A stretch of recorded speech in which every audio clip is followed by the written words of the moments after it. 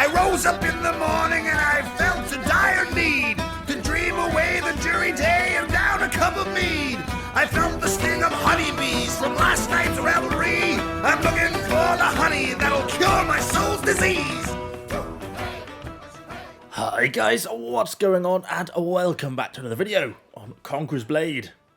So, a long time ago, in a season far away, actually before the seasons even existed in Conqueror's Blade, prefecture archers used to absolutely dominate the archer scene. Their arrow rain, which is one of their abilities that they get as standard, used to just go so comically fast they couldn't actually complete the animation. It was basically just like this skipping thing, and they just fired so many arrows so quickly. They were like Rata marksmen are today, but with actual damage. And they were like that for ages until they eventually got nerfed. And then we've had things like Namkhans and other archers come along, which have kind of taken the throne clearly away from prefecture archers, and they've kind of just fallen a little bit by the wayside. But with the seasonal lock being put in now, at least on the My Games version, I know if you play on Frontier, you've had seasonal lock for a number of seasons now, but it's new to us. And so I thought, it might be a good time to pull out a little bit of a classic unit, see what they're like, see if they can sort of relive some of the fun memories I used to have with them. Now, I guess I'm always slightly hesitant to showcase too many archers on the channel, because the problem with archers is people tend to either bring too many of them or play them very passively, and you can quite easily end up finding yourself being negative for the team. So I like to try and play them fairly aggressively. So that's kind of what we see, and hopefully that's going to work out for us, maybe. Or we'll die, either way. Doctrine-wise, I moved a few bits over, like the increased ammo. I grabbed a piercing damage and a bit of a piercing AP and damage doctrine there. Threw on a bit of extra damage versus units and left just a standard increased AP. I have got some purple increased piercing AP somewhere, which would have been kind of nice to throw on, because we're only sort of getting to 1290. Put a purple AP on, we'll be getting to that sort of low 1300s. And this is why this unit is going to struggle in full tier meta, because the armor penetration is just too low. They actually have really nice base damage, which means they do get good damage against other tier 3 units that they can penetrate. But against tier 4 and tier 5 units, 1300, 1290, it's not enough penetration. It's just not going to cut it. And that's why things like Imperial Archers start to take over, why Namkhans, because they can stack bleed, start to become the much better archer units to play.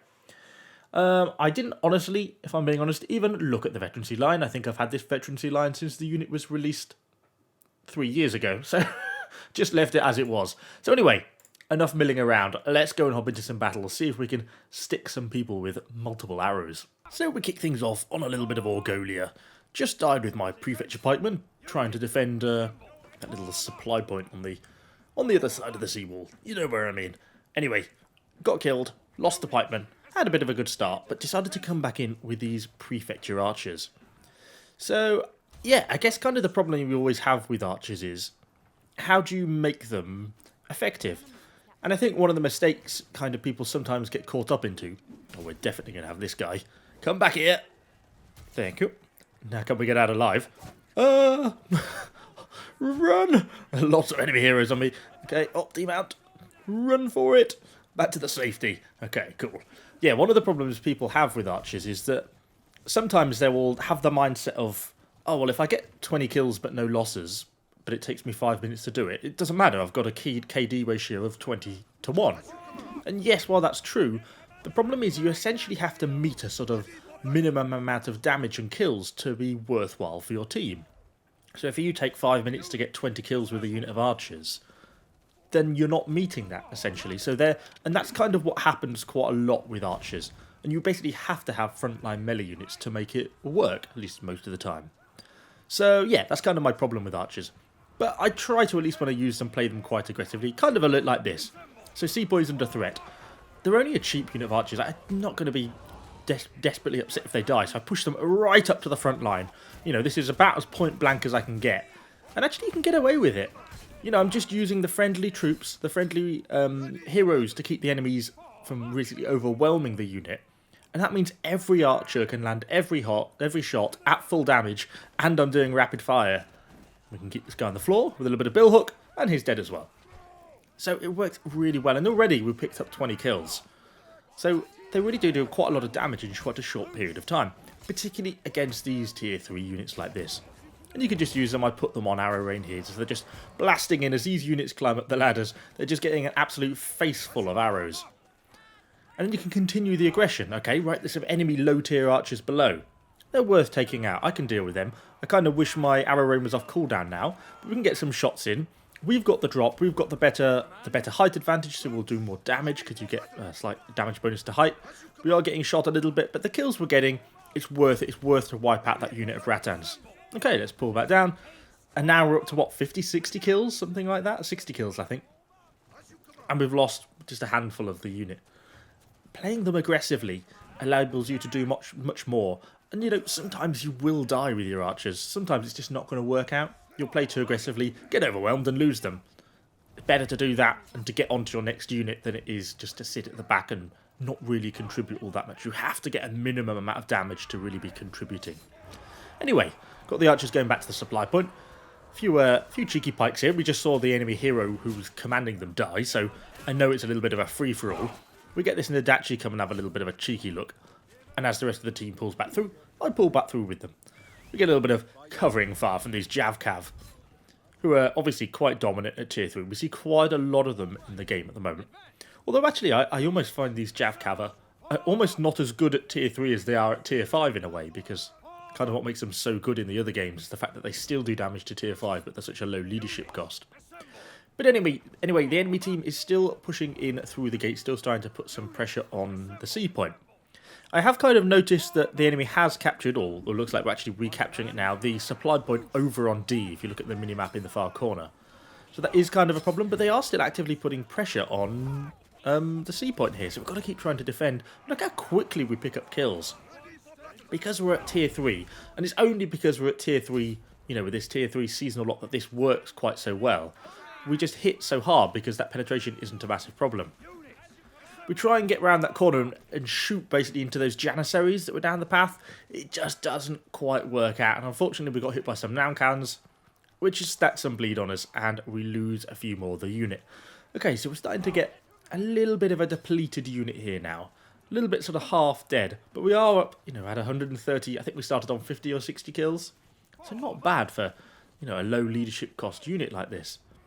Again, I was trying to see if I could do something to try and shoot like through 2 or doorways and hit those Janissaries beyond. But we get a unit of enemy infantry come in. Got to react quickly in this sort of situation because they will overwhelm you rapidly. Try and use my hero basically to stop that Adachi getting in amongst our units. And then we can turn our unit around and we've basically got them now firing into the block.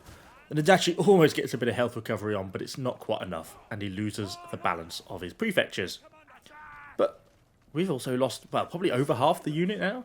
So I'm sort of thinking, now we need to start thinking about wrapping the unit up. When into a situation like this, my damage is now, what, a third of what it was? I don't want to be playing ages with this unit now, so this is when you crank the aggression up to 11. Because it's better to now get them killed, do something silly, get them killed, and then go and get a fresh unit, than it is just to sit around with these handful of guys for a while. So I'm kind of trying to look for my opportunity.